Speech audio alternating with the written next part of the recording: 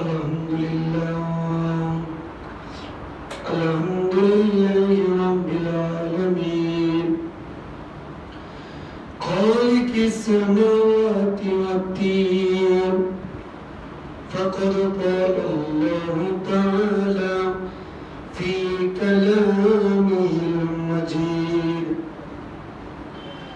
والفرقان الحميد أعوذ بالله من الشيطان الرجيم بسم الله الرحمن الرحيم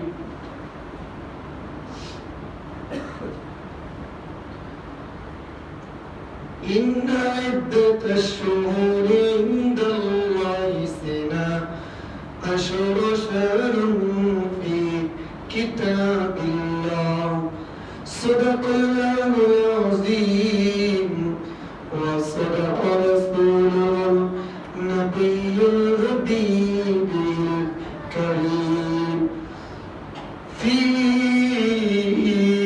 شان حبيبه إن الله وملائكته يصلون على النبي يا أيها الذين آمنوا صلوا عليه وسلموا تسليما اللهم صل على سيدنا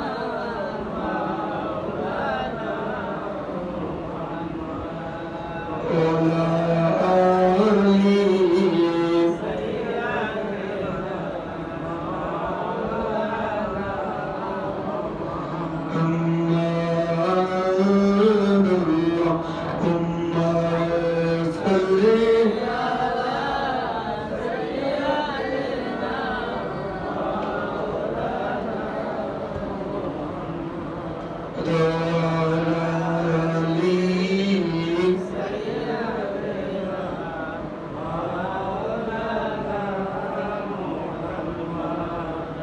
আলহামদুলিল্লাহ ঐতিহ্যবাহী শান্তিনগর বাইতুল মামুর জামে মসজিদে আগত আল্লাহ পাক রব্বুল আলামিনের আশিকিন জাকিরিন দিনদার ইমানদার মর্দ মুজাহিদ প্রাণপ্রিয় শ্রদ্ধেয় আমার মুরব্বী বাবারা কলেজের টুকরা যুবক ভাইয়েরা মাইগেরা অস্তবন্ধতা আবেদা জয়েরা দিনদারনি ইমানদারনি সম্মানিত আমার মা ও বোনেরা সবাইকে আমার অন্তরের অন্তঃস্থল থেকে সালাম আসসালামু আলাইকুম ওয়া রাহমাতুল্লাহি ওয়া বারাকাতুহু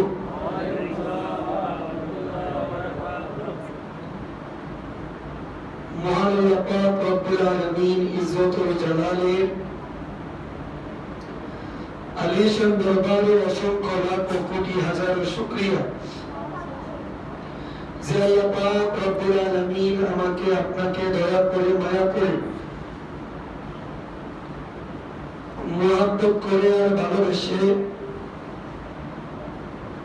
পবিত্র মাহে রমাদানুল মুবারকের একবার বিদায় লগ্নে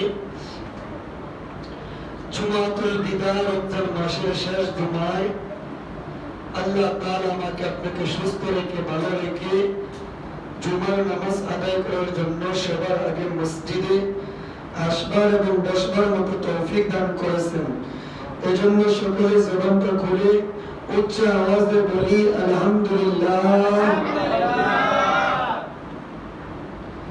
লাখো কোটি দরুদ ও সালাম যিনি সৃষ্টির প্রধান আকর্ষণ সৈয়দুল মুরসালিন ইমামুল মুরসালিন খাতামুন নবিয়্যিন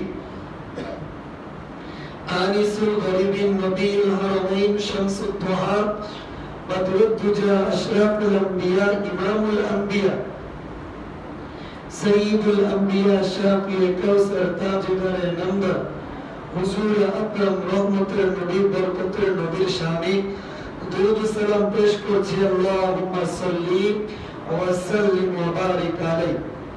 সম্মানিত হাজিরিন, আজকের জুমা এবং সামনে আমাদের ঈদ উপলক্ষ করে প্রত্যেক বছরই আমাদের সিজন মাফিক কিছু আমল রয়েছে। এর ভিতরে দুটো অত্যন্ত গুরুত্বপূর্ণ আমল আমাদের সামনে অপেক্ষা করতেছে। এক নম্বর হইল সাদাকাতুল ফিতর, দুই নম্বর হইল মুসলমানদেরকে আল্লাহ তাআলা নিয়ামত স্বরূপ দুইটা ঈদ দিয়েছেন। একটা হইল ঈদুল ফিতর আর একটা হইল ঈদুল আযহা। ঈদুল ফিতরের রাতের করণীয় এবং বর্জনীয় এই দুইটা বিষয় নিয়ে আলোচনা করব। ওয়া তৌফিক ইল্লা বিল্লাহ, আল্লাহ তাআলা যেন আমাকে তৌফিক দান করেন এবং আপনাদের সামনে যে কথাগুলো বলবো এই কথাগুলো সবার আগে আমাকে আমল করার এবং আপনাদের সবাইকে আমল করার মতো তৌফিক দান করেন। সকলে বলুন আমিন। আমিন। সাদাকাতুল ফিতর, সাদাকাতুল ফিতর আমরা কেন আদায় করব? এক নাম্বার, সাদাকাতুল ফিতর দুইটা উদ্দেশ্যে আদায় করতে হয়। এর ভিতরে এক নম্বর হইল রোজার পরিশুদ্ধ করা, দুই নম্বর দরিদ্রতাকে সহায়তা করা। সাদাকাতুল ফিতর আদায় করতে হয় এক নম্বর রোজাকে পরিশুদ্ধ করা। বলুন তো কি করা? আবার বলুন তো, রোজাকে কি করা? দুই নম্বর দরিদ্রকে কি করা? সহায়তা করা। এই দুই উদ্দেশ্যেই আল্লাহ রাসূল সাল্লাল্লাহু আলাইহি ওয়াসাল্লাম প্রত্যেক বালেগ স্বাধীন এবং মুসলমানের উপর সাদাকাতুল ফিতর ওয়াজিব করেছেন। সাদাকাতুল ফিতরের মাধ্যমে রোজা কিভাবে পরিশুদ্ধ হয়, রোজা কিভাবে শুদ্ধ হয়? আল্লাহর নবী রাহমাতুল লিল আলামিন বলেন, তোমরা যেহেতু মানুষ রোজা রাখবা, তোমাদের ইচ্ছায় বা অনিচ্ছায় ভুল হয়ে যেতেই পারে। তোমাদের অনিচ্ছার কারণে রোজাগুলো হালকা হয়ে যেতে পারে। যখন একজন মানুষ সাদাকাতুল ফিতর আদায় করে, এই সাদাকাতুল ফিতর আদায় করার কারণে রোজার যে ভুল ত্রুটিগুলো আছে আল্লাহ তাআলা এই ভুল ত্রুটিগুলো ক্ষমা করে আল্লাহ তাআলা রোজাটাকে শুদ্ধতা দান করে দেন। জোরে সোরে বলি সুবহানাল্লাহ। দ্বিতীয় নম্বর, সাদাকাতুল ফিতরের মাধ্যমে দরিদ্রতার সহায়তা হয়। কিভাবে হয়? আমাদের মুসলমান যেহেতু আমাদের প্রত্যেকটা ঘরে ঈদের আমেজ রয়েছে,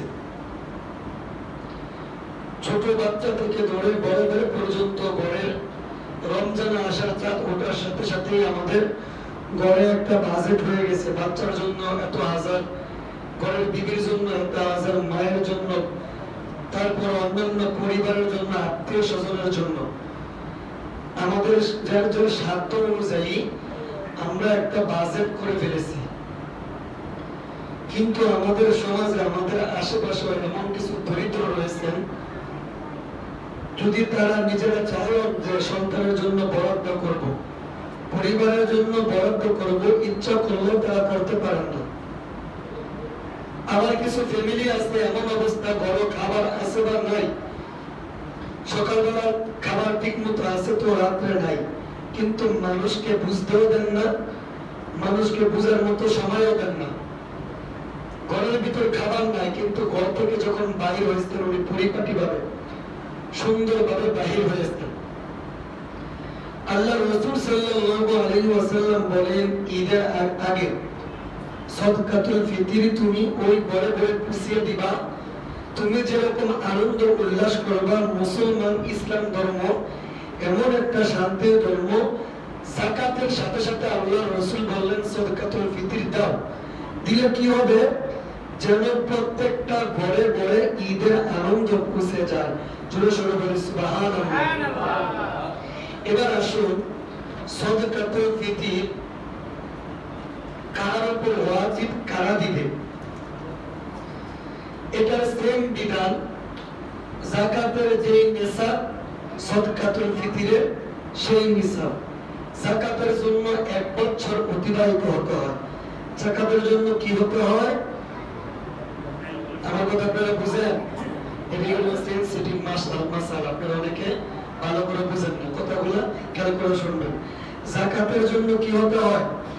1 বছর অতিবাহিত হতে হয়, কিন্তু ফিতরের জন্য 1 বছর অতিবাহিত হতে হয় না। তো কোন দিন থেকে সদকাতুল ফিতর ওয়াজিব হয়? ঈদের জামাতে যাওয়ার আগে। কোথায় যাওয়ার আগে?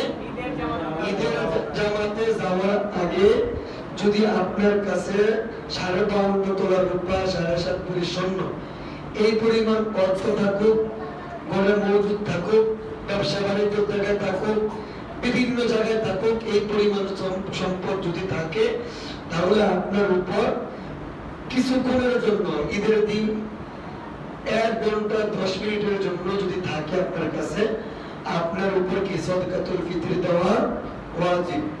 আর যারা রোজা রাখছেন, যারা কি করেছেন? রোজা রাখছেন, বিত্তবান রয়েছেন, আমি মনে করি সকলে কি করা? সদকাতুল ফিতর করে দেওয়া। কারণ এখানে প্রথম শর্ত দিয়েছেন, সদকাতুল ফিতরের মাধ্যমে কি হয়ে যায়? রোজা শুদ্ধ হয়ে যায়। রোজা কি হয়ে যায়? শুদ্ধ হয়ে যায়। আমি মোল্লাও বলতে পারবো না আমার রোজাগুলো ঠিক মতো হয়েছে কিনা। যখন আপনি সদকাতুল ফিতর দিয়ে দেবেন, আল্লাহ রাসূলের ভাষা অনুযায়ী আপনার ভুল ত্রুটিগুলো ক্ষমা করে রোজাটাকে শুদ্ধ করে দিবেন কে বলুন তো? আরো জবান করে বলুন কে? এবার আসবেন সদকাতুল ফিতর ওয়াজিব হওয়ার দলিল। হিদায়াত গ্রন্থকার বলেন, প্রত্যেক স্বাধীন দাস ছোট বড় সবার পক্ষ থেকে আদাসা পরিমাণ গম অথবা 1 পরিমাণ খেজুর জব প্রদান করা, যার উপর সদকাতুল ফিতর তার উপর ওয়াজিব। দাস ছোট বড় সকলের পক্ষ থেকে সদকাতুল ফিতর দেওয়া কি ওয়াজিব। নারী পুরুষ বালেগ নাবালেগ ছেলে মেয়ে সমস্ত মুসলমানের উপর সদকাতুল ফিতর ওয়াজিব হয়। যাকাত কিন্তু সবার উপর ওয়াজিব হয়, কিন্তু সদকাতুল ফিতর নাবালেগ, ছোট বড়, ঘরের মা সবার উপর কি হয়? সদকাতুল ফিতর ওয়াজিব হয়। উদাহরণস্বরূপ আপনার বাচ্চার জন্য আপনি একটা ডিপিএস করছেন। কি করছেন? ডিপিএস করছেন। আপনার বাচ্চার জন্য আপনি প্রত্যেক মাসে 2000-5000 করে রাখেন অ্যাকাউন্টে। আপনি মেয়ের জন্য রাখেন, আপনার ছেলের জন্য রাখেন। তো ওইটাও যদি নেশার পরিমাণ হয়ে যায়, আপনার বাচ্চার উপর সদকাতুল ফিতর দেওয়া কি ওয়াজিব। এখন বাচ্চা তো বুঝে না সদকাতুল ফিতর বাচ্চা কিভাবে দিবে। বাচ্চার পক্ষ থেকে যদি বাচ্চার গার্জিয়ান দিয়ে দেয়, তাহলে বাচ্চার সদকাতুল ফিতরের ওয়াজিবের হক কি হয়ে যাবে? আদায় হয়ে যাবে। এবার আসুন, কার কার পক্ষ থেকে আপনি কি করবেন? সদকাতুল ফিতর আদায় করবেন। হযরত ইবনে ওমর রাদিয়াল্লাহু তাআলা বলেন, প্রত্যেক গোলাম, আজাদ পুরুষ, নারী, প্রাপ্তবয়স্ক, অপ্রাপ্তবয়স্ক মুসলিমের উপর আল্লাহ রাসূল সাল্লাল্লাহু আলাইহি ওয়াসাল্লাম সদকাতুল ফিতর হিসাবে খেজুর হোক অথবা জব হোক 1 পরিমাণ আদায় করার নির্ধারণ করেছেন। লোকজনের ঈদের নামাজের বের হবার পূর্বে তা আদায় করার নির্দেশ দিয়েছেন। হাদিস খানা সহিহ বুখারীতে উল্লেখ করেছেন। এখন প্রশ্ন আসছে, হুজুর আমরা তো গমও দেই না, কিসমিসও দেই না, অন্য কিছু দেই না, আমরা কি দেই? টাকা দেই। হাদিসের ভাষা অনুযায়ী আল্লাহ রাসূল সাল্লাল্লাহু আলাইহি ওয়াসাল্লাম নির্ধারিত করে দিয়েছেন। কি কি নির্ধারিত করেছেন? 1 নম্বর অর্ধসা গম, গমের আটা বা ময়দা। 2 নম্বর 1 সা কিসমিস। 3 নম্বর 1 সা খেজুর। 4 নম্বর 1 সা জব। 5 নম্বর 1 সা পনির। অর্ধসা কি, 1 সা কি, এটা আগে বুঝতে হবে। আমাদের দেশে যে 1 সা পরিমাণ হলো 3 কেজি 100 গ্রাম। বলুন তো কত? 100 গ্রাম। আমার খেয়াল করে শুনুন, অর্ধসা গম মানে কি 3 কেজি। আবার বলুন কত গ্রাম? কয় কেজি? কয় কেজি? 100 গ্রাম। আর 1 সা মানে কি 1 কেজি 650 গ্রাম। 1 সা মানে কি 1 কেজি 650 গ্রাম। আবার বলুন 1 সা মানে কি 50 গ্রাম। দিতে বলতেন কি খেজুর, জব, পনির। পনিরের দাম কিন্তু অনেক বেশি, আপনারা জানেননি? পনিরের দাম কি অনেক বেশি। খেজুর দিতে বলতেন, খেজুর কি বলছে 100 টাকা খেজুর পাওয়া যায়। খেজুর আপনার যদি সাধ্য থাকে আজওয়া খেজুর আছে না, এটা কিনবেন। এটার যত দাম হয় এই অনুযায়ী কে দিবেন? আপনি গরিব দুঃখীকে দিবেন। আরো সাধ্য ভালো থাকলে পনিরের যত দাম হয় এই অনুযায়ী আপনি কি দিবেন? দিবেন। ইসলামিক ফাউন্ডেশন থেকে সর্বনিম্ন কত ধরেছেন? 100। আবার বলুন কত? মানে কি 110 লিপিবদ্ধ না, এখানে কি উল্লেখ করেছেন? 1 সা কিসমিস। যদি কিসমিস দেন, বাজারের ভিতরে কিসমিসের বোকা আছে কি নাই? কথা বলেন তাকে, কিসমিসের বোকা আছে কি নাই? 1 নাম্বার, 2 নাম্বার, 3 নাম্বার, 4 নাম্বার আছে। আপনি গরিবকে যখন দিবেন 1 নাম্বার যেটা, এটার দাম যত হয় এই দাম ধরে আপনি কি দিবেন? গরিবকে সদকাতুল ফিতর দিবেন। একবারে সাধ্য যদি কম হয়, একবারে নাই, তাহলে 110 টাকা দিবেন সর্বনিম্ন। কত দিবেন? 110 টাকা। আর যদি ভালো থাকে তাহলে আজওয়া খেজুর দিবেন। পনিরের যত দাম হয় এই ধরে দিবেন। বর্তমান বাজারে আজওয়া খেজুরের দাম কত জানেননি? 800 থেকে 900 টাকা। না না 1200। আচ্ছা, আমি অনলাইনে আজকে দেখেছিলাম, যেমন অনলাইনের বাস্তবতা এক না।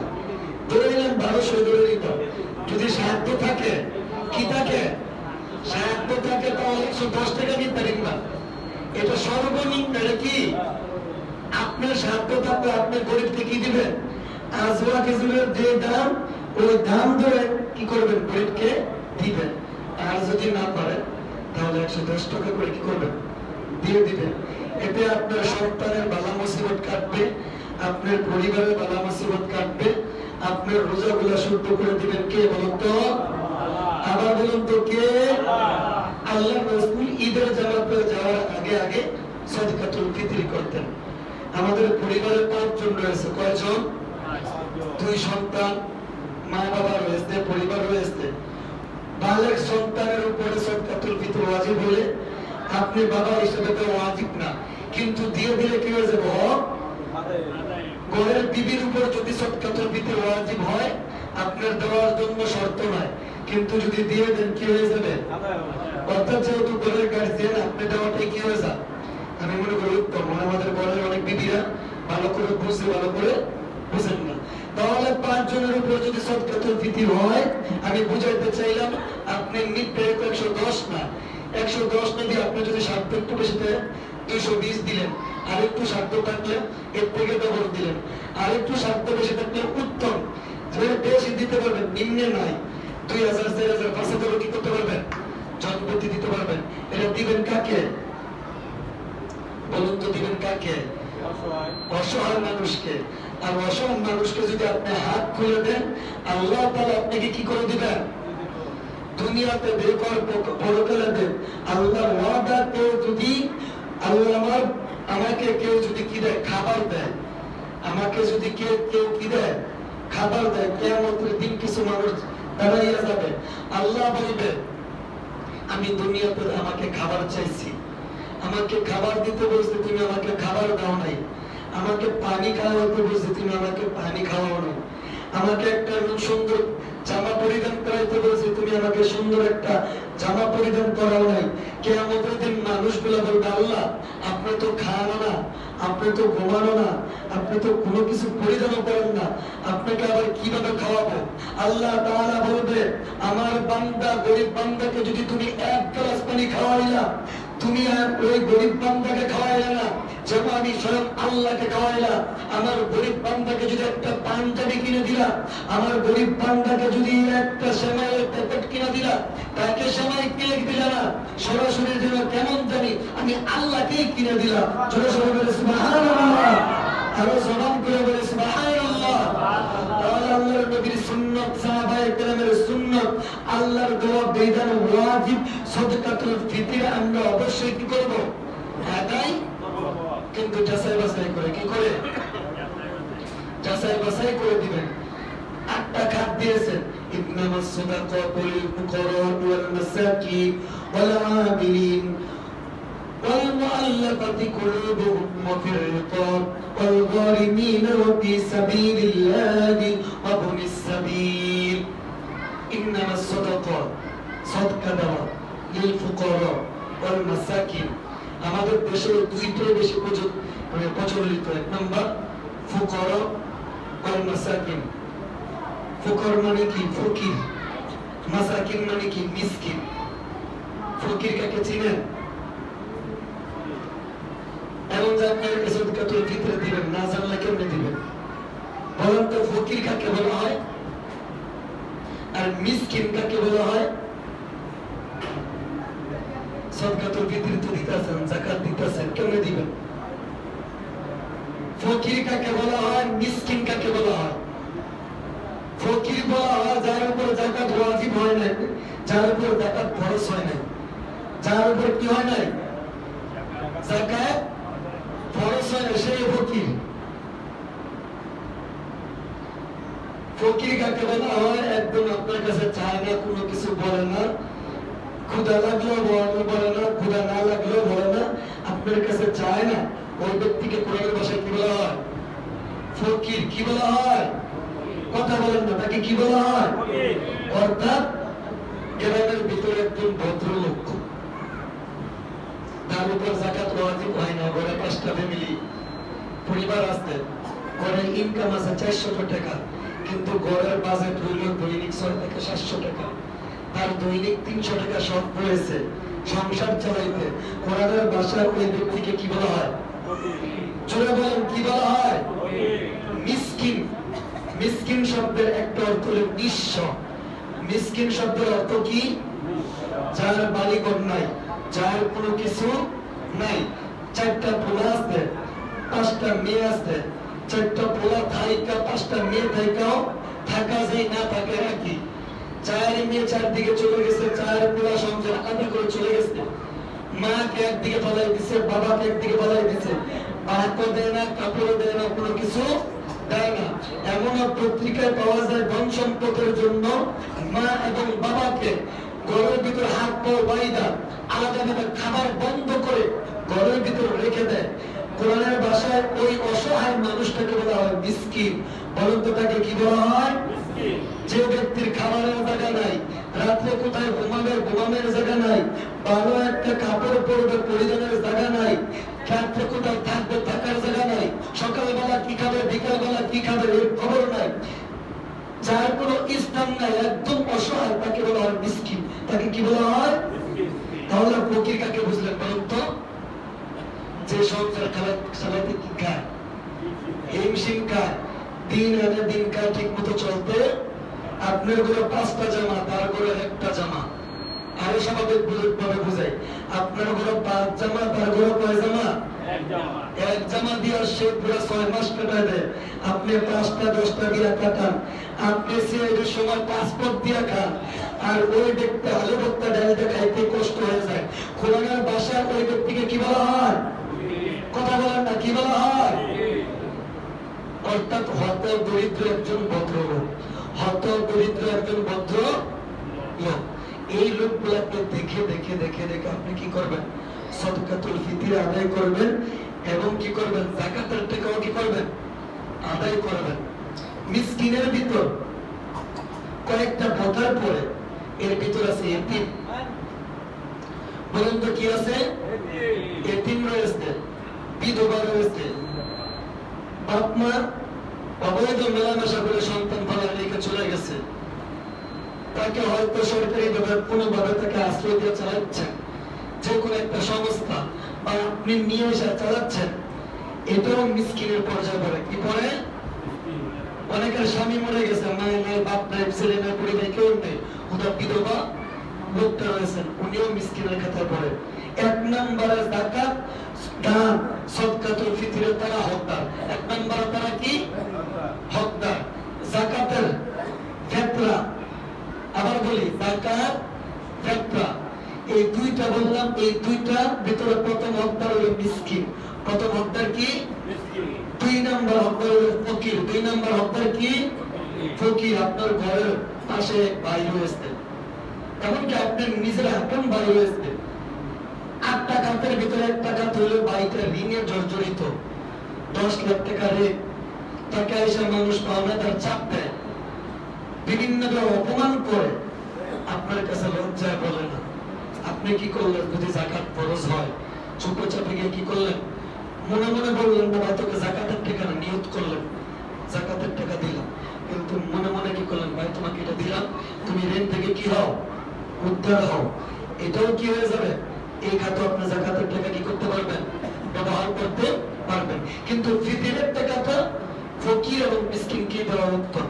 ফকির এবং মিসকিনকে দেওয়া উত্তম। আবার বলুন তো কি ফকির এবং মিসকিন? ফকির কারা? আশেপাশে যারা আছে অসহায়, আপনার সাথে আপনি ঈদ করবেন, তারাও যেন কি করতে পারে? আনন্দের সাথে ঈদ করতে পারে। আমরা কি করি জানেন? একজন যদি 10 টাকা, আরেকজন যদি 5 টাকা, আরেকজন যদি 15 টাকা, আরেকজন যদি 40 টাকা, এইবারে কি কিনবো? চিনি কিনবো না তেলই কিনবো? মানে তাকে যেন ভিক্ষা দিতেছি অবস্থা। ইয়া বলে 110 টাকা, 10 টাকাতে 110 টাকা 111 টাকা দাম যেত না, 110 টাকা দাম লাগবো। এটা কোথায় শিক্ষা পাইছেন? আপনার উপর যদি 110 টাকা হিসাবে ধরন রসুন নির্ধারিত করে, আপনি 500 টাকা দিয়ে দিলে কি হয়ে যাবে? হয়ে যাবে। ইসলামের যে বললাম গম, কিশমিশ, খেজুর, পনির, পনিরের দাম কত বর্তমান বাজারে? 2000 টাকার উপরে। তো আপনি 2000 টাকা দিতে পারবেন, তো আপনি কাটাকাটি করে 110 টাকা কেন দিবেন? 11 টাকা দিলে করবেন না, দেওয়া যেত না, বউ কিন্তু দিও না। কেউ গরিব আছে, আপনার সাধ্য আছে, আপনি দিয়ে দেন না, একজন 100 টাকা করে দিয়ে দেন। আর আশেপাশে যা আছে একজনকে 500 টাকা দিয়ে দেন, তাহলে সে চিনি সিনেমা সবকিছু এগুলো কি করতে পারবো? কিনে নিয়ে এসে সন্তানদেরকে নিয়ে ঈদের দিন ঈদ করতে পারবে।